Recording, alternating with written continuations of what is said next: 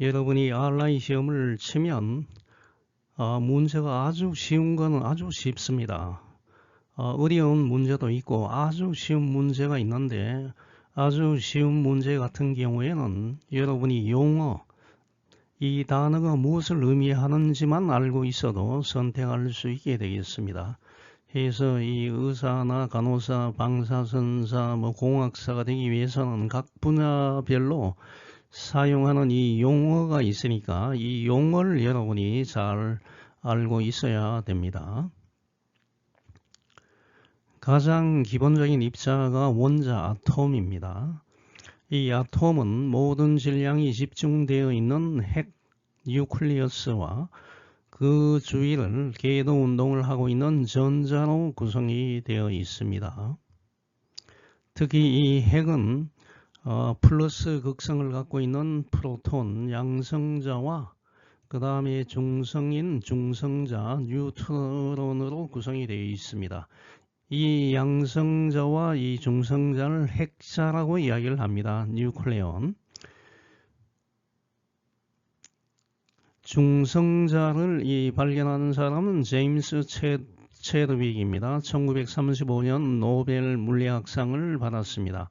그래서 이와 같이 온라인 시험에서는 간단한 아주 쉬운 문제는 이와 같이 나옵니다. 중성자를 발견한 사람이 누구냐? 체드윅이다. 그래서 이와 같은 건 여러분이 자꾸 기억을 해야 됩니다.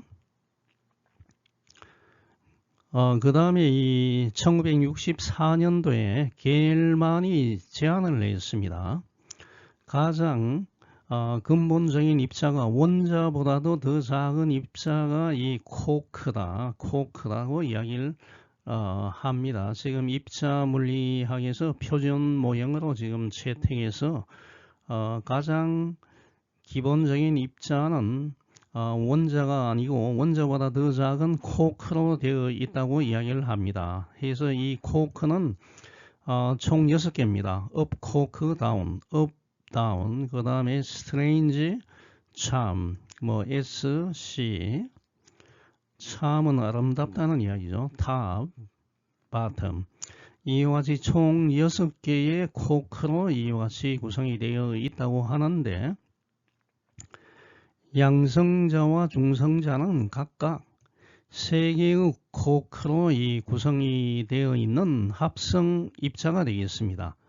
여기 보면 이게 양성자 프로톤인데, 이 양성자인 경우엔 이와 같이 3개의 코크, U는 뭐죠? U는 업이죠.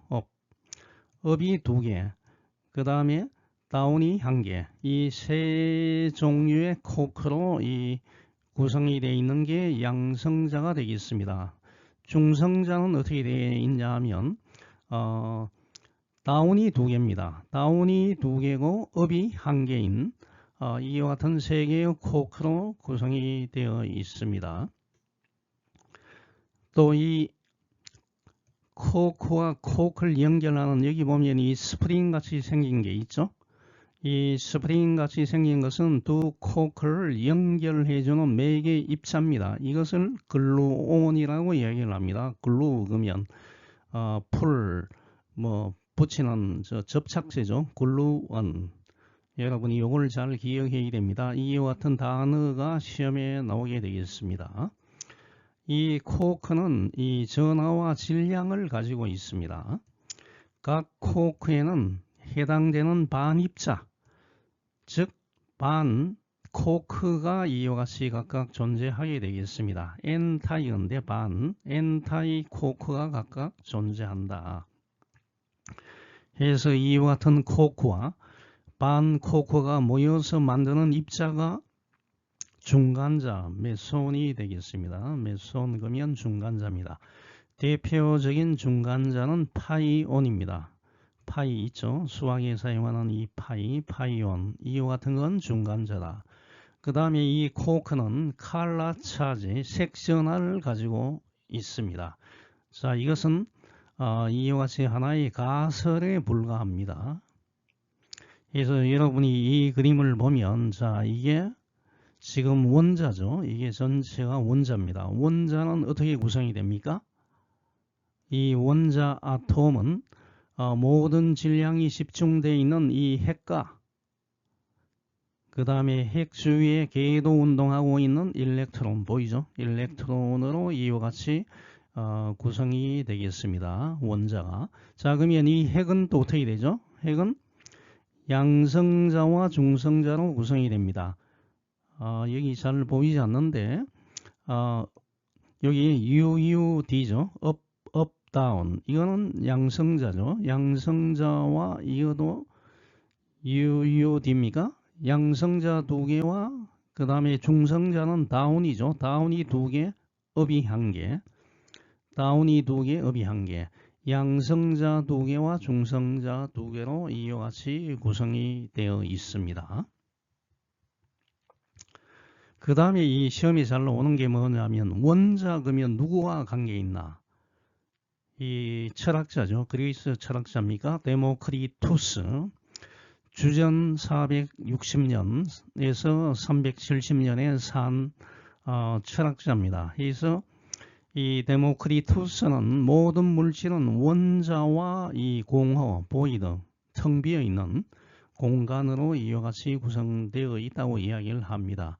그래서 이와 같이 사지선다행 문제에서 뭐 이와 같은 게 자주 나오는 것 같아요. 원자는 데모크리투스, 중성자는 체드윅. 뭐 이와 같이 되니까 여러분이 용어를 잘 기억해야 되겠습니다. 그 다음에 이 원자와 이 원자핵에 있어서 시험 문제에 아주 잘 나오는 게 뭐냐 하면 이 원자의 크기가 얼마냐, 이 크기, 원자의 이 반경이 얼마냐, 그 다음에 원자핵의 크기가 얼마냐, 원자핵의 이와 같은 반경이 얼마냐, 그 다음에 핵 속에 있는 양성자와 중성자, 그 다음에 외곽에 있는 이 전자의 질량이 얼마냐, 전하량이 얼마냐, 이와 같은 게 시험이 잘 나오기 때문에 이것은 반드시 여러분이 기억을 해야 되겠습니다. 나중 슬라이드에서 이 값을 여러분에게 알려주겠습니다. 그 다음에 이와 같은 문제가 있습니다. 방사선 취급 일반 면허 문제집. 여러분이 아마 이 문제집을 한 건 사는 게 좋을 것 같습니다. 알라이 시험에 패스하기 위해서는 이 문제집을 잘 풀어보면 상당히 도움이 될 것 같습니다. 여기에 나오는 문제가 뭐냐면 이와 같은 문제가 나왔습니다. 다음 설명지 중 옳지 않는 것은 원자는 핵자로 구성이 되어 있다. 핵자가 뭐죠? 핵자는 양성자와 중성자를 통칭한다. 이게 맞죠? 자, 그러면 원자는 어떻게 돼요? 핵과 핵 주위에 돌고 있는 전자로 구성이 된다고 했죠. 전자. 그래서 1번이 틀렸죠. 1번이 틀렸습니다. 자, 그러면 3번, 4번은 봅시다. 양성자는 코크로 이루어져 있다. 맞죠? 3개의 코크죠. 업 2개, 다운 1개. 중성 4번. 중성자는 코크로 이루어져 있다. 맞죠? 업이 1개, 다운 2개. 답은 1번입니다. 전기를 띠게 하는 건 그러면 어떤 입자가 되겠습니까? 이 어떠한 물체가 전기를 띈다는 것은 물체에 전자를 하나 추가한다든지 아니면 전자가 하나 떨어져 나가서 자유전자가 돼서 흘러가는 이와 같이 되는 것을 전기를 띈다고 이야기를 합니다. 이 물질의 전기적 특성에 따라 가지고 일반적으로 3가지를 분류를 하는데 저는 4가지 분류를 하겠습니다. 일반적으로 전기를 잘 통하는 물질, 뭐 금이나 은이나 동 같은 이와 같은 물질 우리가 도체라 컨덕터라고 이야기를 합니다. 전기를 아주 잘 통하는 물질이 되겠습니다. 이에 반해서 전기를 전혀 통하지 않는 물질, 이와 같은 물질을 우리가 전련체, 부도체 앞에 부자를 붙여서 아니 부죠. 도체가 아니다. 똑같은 이야기입니다. 부도체, 전련체, 종이와 유리 같은 물질이 되겠습니다.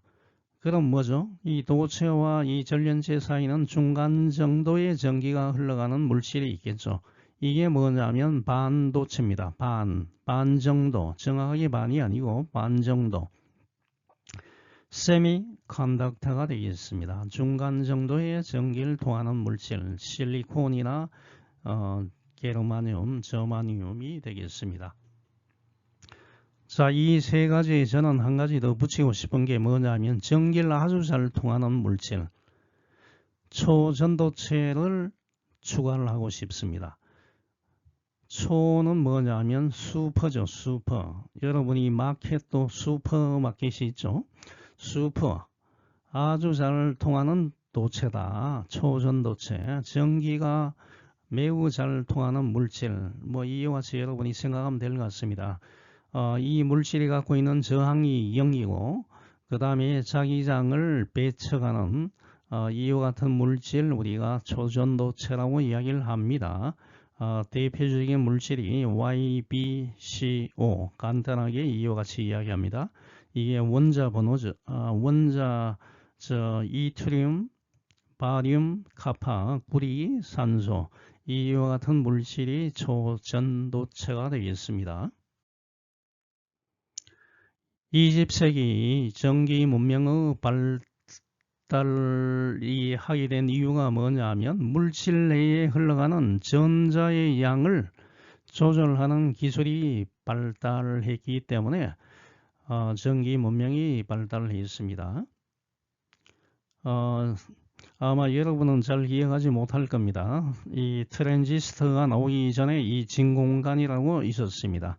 이 진공관을 이와 같이 반도체 물질로 구성되는 트랜지스터를 이와 같이 만들어서 반도체에 의해서 우리가 전자의 양을 잘 조절하게 되죠. 그래서 사이즈도 아주 작은 이와 같은 부품을 만들게 되고 그 다음에 이 집적회로 인티그레이티드 서킷 IC라 그러죠. IC 여러가지 반도체나 뭐 캐패시터 뭐 이와 같은 것을 직접 아주 작은 공간에 쌓아서 만들 수 있는 거죠. 이와 같은 IC를 만들고 그 다음에 여기서 이제 컴퓨터를 제조를 하게 되고 그 다음에 우리가 우주선 그 다음에 지금 여러분이 사용하는 모바일 폰 같은 이와 같은 식으로 점점 이와 같이 전기 산업이 발달해 왔습니다. 광학 현미경이 있습니다. 옵티컬 마이크로스코피.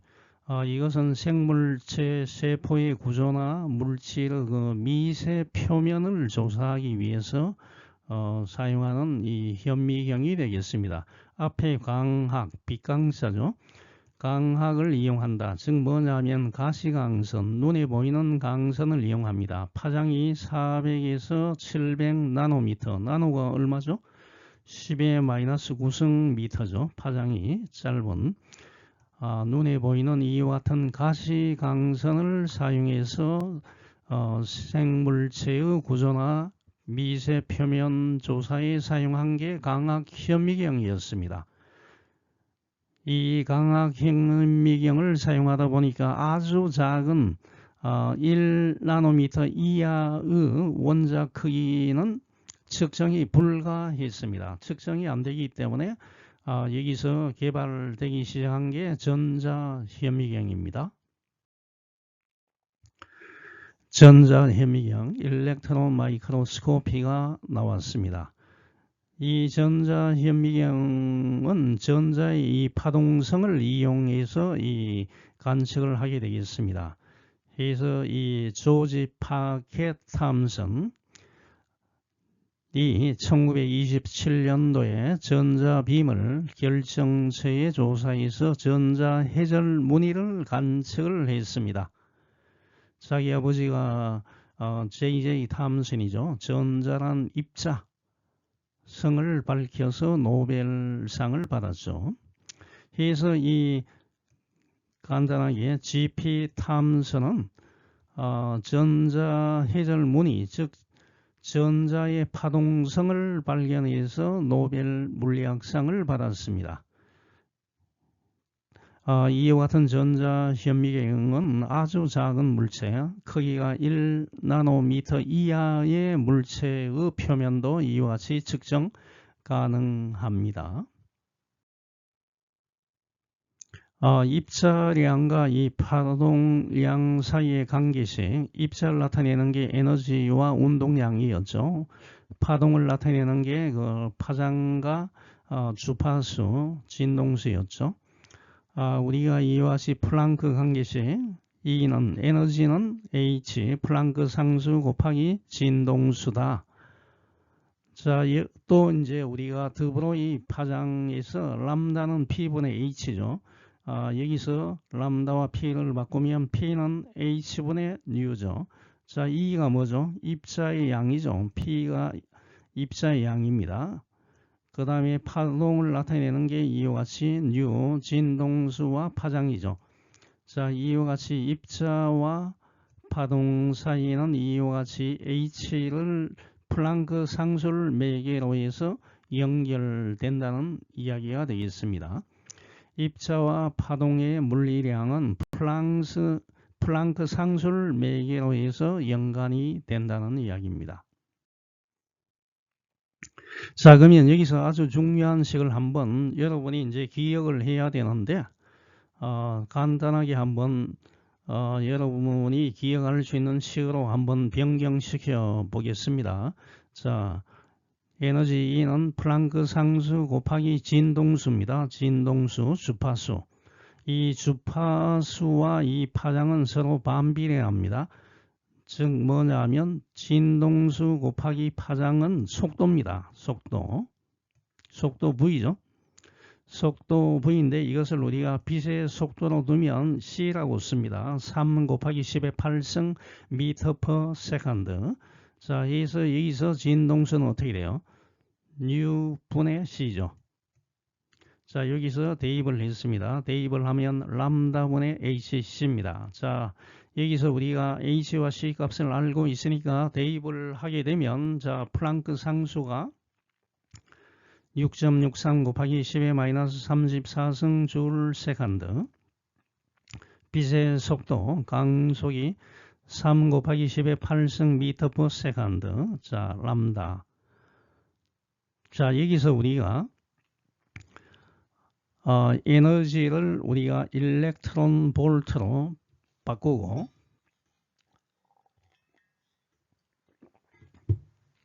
그 다음에 파장을 나노미터로 우리가 바꾸면 기억하기가 쉽습니다. 자, 이걸 하기 위해서는 여기에 있는 줄을 우리가 일렉트론 볼트로 바꿔줘야 됩니다. 그 다음에 미터, 1나노미터는 얼마죠? 10의 마이너스 9승 미터로 바꾸어줘야 됩니다. 해서 전자볼트죠. 1 일렉트론 볼트. 이 1 일렉트론 볼트는 전자가 갖고 있는 전하의 양이 얼마죠? 1.6 곱하기 10의 마이너스 19승이죠. 쿨롱입니다. 쿨롱 곱하기 전하 V는 줄이 되겠습니다. 줄. 그래서 여러분이 이 값은 반드시 외워야 됩니다. 1 일렉트론 볼트는 1.6 곱하기 10의 마이너스 19승 줄. 반드시 외워야 됩니다. 그 다음에 1 나노미터는 10의 마이너스 9승 미터이기 때문에 이 값을 우리가 곱해 주겠습니다. 자, 이 식에서, 자, 6.63 곱하기 10의 마이너스 34승 줄 세컨드이기 때문에 줄 없애기 위해서 어떻게 합니까? 1 일렉트론 볼트는 1.6 곱하기 10의 마이너스 19승 줄 곱해주면 되죠. 곱해주면 이게 어떻게 줄이 약분이 되어 없어지죠. 그 다음에 3 곱하기 10의 마이너스 8승 미터 퍼 세컨드는 똑같이 그냥 적었습니다. 그 다음에 람다에다가 뭘 곱해요? 람다가 나노미터의 단위를 갖기 위해서 1나노미터를 나눠주고 곱해준 값이 변화가 없죠. 1 되죠. 10의 마이너스 9승 미터를 곱해주게 되겠습니다. 자, 이걸 계산하게 되면, 자, 여기 있는, 자, 6.63 곱하기 10의 마이너스 34승 여기 적었습니다. 그 다음에 3 곱하기 10의 8승, 자, 여기 적었습니다. 그 다음 분모에 있는 1.6 곱하기 10의 마이너스 19승을 자, 여기 적었습니다. 자, 10의 마이너스 구성을 여기 적었습니다. 뭐 이런 적을 필요 없죠. 그 다음에 줄 약분대가 없어지죠. 그 다음에 세컨드, 자 여기 약분돼서 없어집니다.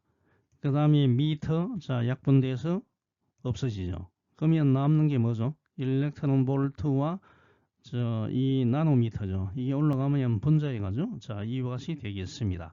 그래서 이 앞부분을 여러분이 계산기를 쳐서 계산을 하면 1240입니다. 반올림하면 뭐 1240 해서 분모가 람다죠. 람다분의 1240 단위가 일렉트론 볼트 나노미터입니다.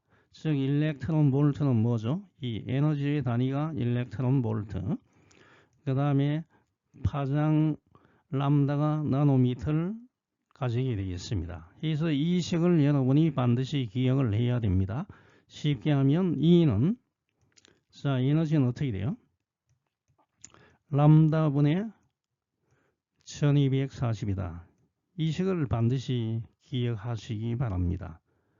자 여기서 에너지는 무슨 단위? 일렉트론 볼트. 파장 람다는 뭐죠? 나노미터. 자, 요 식만 여러분이 기억하면 계산 문제가 아주 간단하게 계산할 수 있습니다. 그래서 이 식을 외울 것을 여러분에게 강력하게 추천합니다. 자, 그러면 이걸 가지고 한 문제를 풀어보겠습니다. 자, 이와 같은 문제가 있습니다. 최근 성형외과에서 흔히 사용하는 CO2 이산화탄소 레이저의 파장은 1600나노미터라고 한다.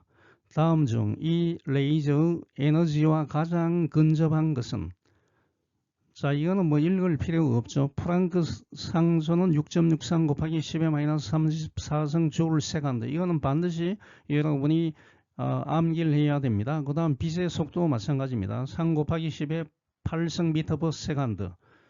시험 문제에서 이 값을 달리 할 수가 없습니다. 아시겠죠?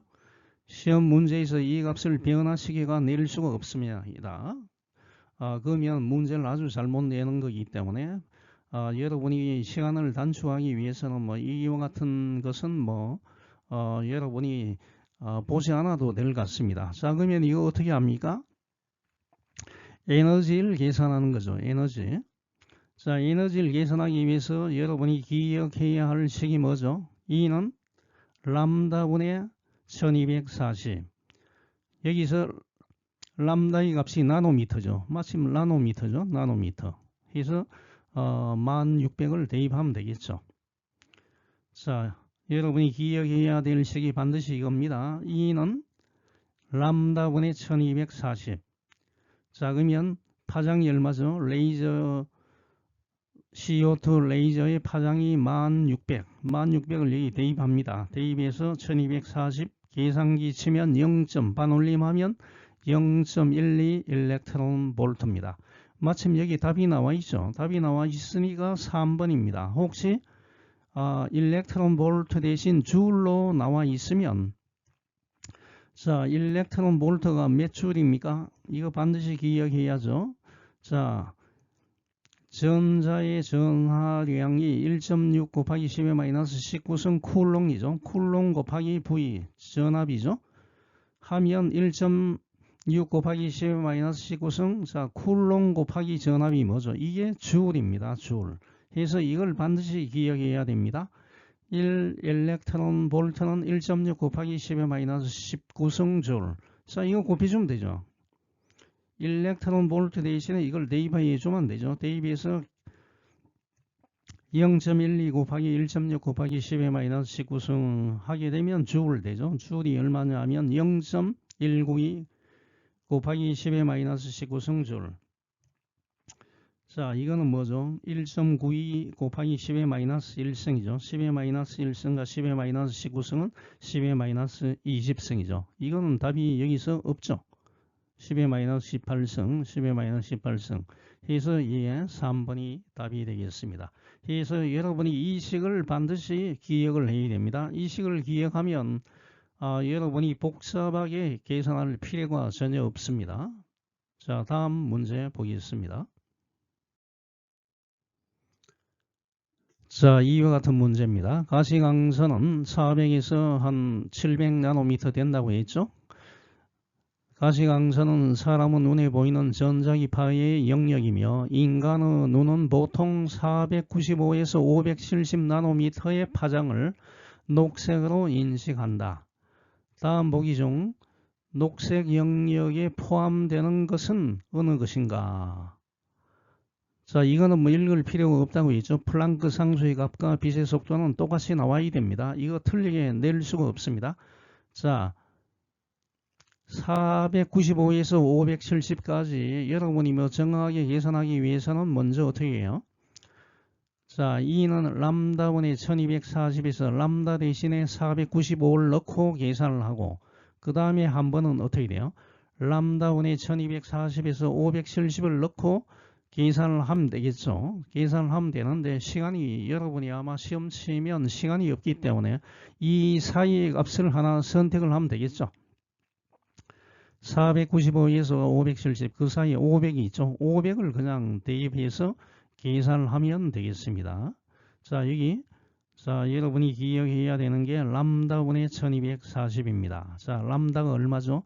495에서 570 그 사이의 한 값 계산하기 쉽게 500을 대입을 했습니다. 대입을 하면 500분의 1240 하면 2.48 가장 가까운 값을 여러분이 선택하면 되죠. 2.5 일렉트론 볼트. 자, 이와 같이 여러분이 계산할 수 있게 되겠습니다. 가장 쉬운 게 뭐죠? 이 식을 기억하면 된다는 이야기입니다. 전자의 입자성을 발견하는 사람이 조셉 잔 탐슨이죠. J.J. 탐슨이라고 이야기를 했습니다. 그래서 노벨 물리학상을 1906년도에 받았습니다. 그 다음에 전자의 파동성을 그 아들 조지 파겟 탐슨, G.P. 탐슨이 발견해서 노벨상을 1937년도에 받았습니다. 아버지와 아들은 용감했죠. 아버지와 아들이 노벨상을 받은 케이스가 되겠습니다. 보아의 대응 원리가 있습니다. 보아, 카리스판던스 프린시플이라고 이야기를 합니다. 니엘 헨릭 데이빗 보아, 우리가 간단하게 보아라고 하죠. 이 보아의 대응 원리에 의하면 만일 양자수가 작으면 칸텀 넘버가 작으면 양자 현상이 관측이 됩니다. 자, 그런데 양자수가 매우 커지면 어떻게 돼요? 양자 현상이 고전 물리의 결과와 상당히 가까워진다는 이야기입니다. 즉 뭐죠? 현대 물리학과 고전 물리학은 같아진다는 이야기입니다. 고전 물리학이 틀리다는 게 아닙니다. 양자수가 커지면 양자 역학, 상대성 이론과 같은 현대 물리학이 고전 물리학으로 된다는 이야기입니다. 이게 보아의 대응 원리가 되겠습니다. 현대 물리학과 고전 물리학의 관계. 고전 물리학, 아이작 뉴턴이 만든 고전 물리학이 틀렸다는 게 아닙니다. 양자수가 많아지면 작은 미시 세계에서 성립하는 이 양자 현상이 고전 물리학에서도 성립한다는 이야기입니다. 그 다음에 이 상보성 원리가 있습니다. Complementary Principle, 상호 의존적이죠. 파동성과 이 입자성은 서로 보완적이라는 이야기입니다.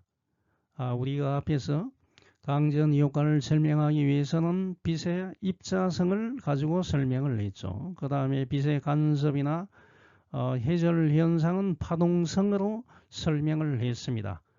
이것을 우리가 빛의 이중성이라 했죠. 서로 이와 같이 컴플리멘터리, 보완적이라는 것입니다.